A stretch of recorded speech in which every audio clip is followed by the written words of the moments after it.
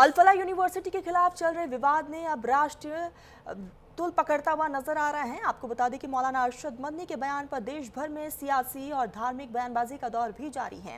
जहां कांग्रेस और कई मुस्लिम धर्मगुरु मदनी का समर्थन कर रहे हैं, तो वही बीजेपी के नेता उन पर सवालिया निशान खड़ा कर रहे हैं।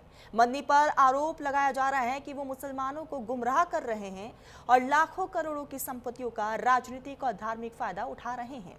इसी बीच ऑल इंडिया इमाम ऑर्गेनाइजेशन के चीफ मौलाना उमरे इलियासी ने इस बयान की कड़ी निंदा की है। इलियासी ने साफ कहा है कि मौलाना अरशद मदनी जैसे बड़े और सम्मानित चेहरे से ऐसी टिप्पणी की उम्मीद बिल्कुल नहीं थी। उन्होंने मदनी को हिदायत दी है कि अगर बयान गलत है तो जल्द से जल्द उसका खंडन करें, क्योंकि ऐसे शब्द पूरे मुस्लिम समाज को गलत संदेश देता है। इलियासी ने यह भी कहा है कि मुस्लिम समाज आज भी नफरत और आपसी टकराव से ऊपर उठकर देश की बेहतरी में योगदान उन्हें देना चाहिए, लेकिन अगर धार्मिक नेतृत्व ही विवादों में उलझ जाएगा तो इसका नुकसान पूरे समाज को भुगतना पड़ सकता है।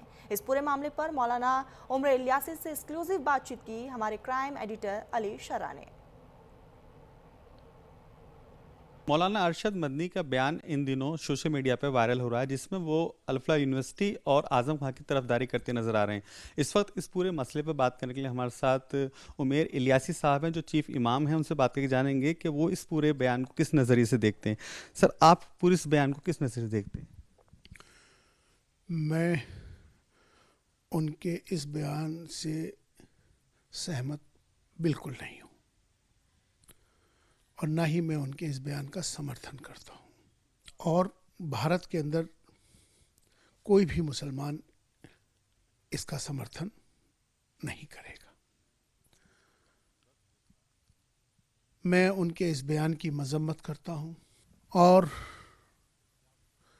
अफसोस भी जाहिर करता हूँ कि उन्होंने जिस तरह का ये बयान दिया है, कहीं ना कहीं उनके इस बयान से ख़ास तौर पे भारत के अंदर आपस में डर का माहौल और अराजकता बढ़ सकती है। उन्होंने जिस तरह से इंग्लैंड का, अमेरिका के मेयर्स का नाम लिया, उन्होंने तुलना भारत के मुसलमानों से की। मैं समझता हूँ कि भारत के मुसलमानों की तुलना ना तो इंग्लैंड से की जा सकती, ना ही अमेरिका से की जा सकती है। दूसरी बात, उन्होंने जो अल-फलाह यूनिवर्सिटी के हवाले से जो बात कही है, इस समय अल-फलाह यूनिवर्सिटी के 3 डॉक्टर्स और वहाँ के कर्मचारी उसमें दोषी पाए गए हैं। जांच का विषय है, जांच चल रही है, लेकिन अभी जांच चल ही रही है। आप एक जिम्मेदार संगठन के अध्यक्ष हैं, इस्लामिक स्कॉलर हैं, इस तरह का बयान इस मौके पे आना उचित नहीं था। अच्छा, एक सवाल मैं आपसे और करना चाहूँगा। अभी हाल ही में 10 तारीख में जो हुआ दिल्ली के अंदर, वो पूरी दुनिया ने देखा है। ब्लास्ट से किस तरह से लोगों की मौत हुई, इसके बाद इनको इस तरह का बयान देना, अल-फलाह यूनिवर्सिटी की तरफदारी करना, कितना उचित आपको लगता है? मैं वही बताना चाहता हूँ कि ये समय, अभी जांच एजेंसियां अपना काम कर रही हैं। ये राष्ट्र की सुरक्षा का विषय है, हमें इन बातों का बहुत ध्यान रखना चाहिए। बहुत सेंसिटिव इशू है।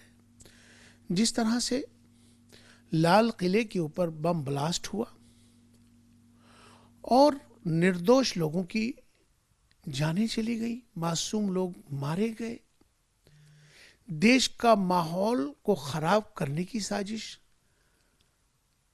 जिस तरह से की गई, तमाम पूरे भारत ने इसकी निंदा की। और ये जो बम ब्लास्ट था, ये भारत की नहीं बल्कि भारत की आत्मा के ऊपर प्रहार था। ये हमें आतंकवाद के विरोध में सबको एक होना है। खास तौर पर जब ये मामला जांच एजेंसियां देख रही हैं, पढ़े लिखे मुसलमान लोग उसमें मुलविस पाए जा रहे हैं। आतंकवाद का जरूर कोई मजहब नहीं होता है। आतंकवादी आतंकवादी होता है, वो शैतान होता है। लेकिन अगर कोई आतंकवादी मुसलमान पाया जाए तो तमाम मुसलमानों की ये बड़ी जिम्मेदारी बनती है कि वो उसकी का विरोध करें। आतंकवाद के विरोध में खड़ा होना है। आज जिस तरह से लोग हमारे देश के अंदर जो तरक्की है उसको बर्दाश्त नहीं कर पा रहे, ख़ास तौर पे हमारे पड़ोसी देश बिल्कुल भी नहीं चाहते कि हमारे देश के अंदर अमन और अमान रहो, हमारा देश तरक्की करे। तो आज ये एकजुट होने की ज़रूरत है, अच्छे बयान देने की ज़रूरत है और इस तरह का बयान ना दें, इसका ख्याल रखना चाहिए। तो ये थे चीफ इमाम जिन्होंने साफ तौर पर कहा कि जिस तरह का बयान दिया है उन्हें उस बयान पर अपना खंडन करना चाहिए, क्योंकि जिस तरह से उन्होंने बयान दिया है उससे पूरे देश के मुसलमानों भी कहीं ना कहीं अहित हुए हैं। कैमरामैन भूषण के साथ अली शरर, न्यूज़ इंडिया, दिल्ली।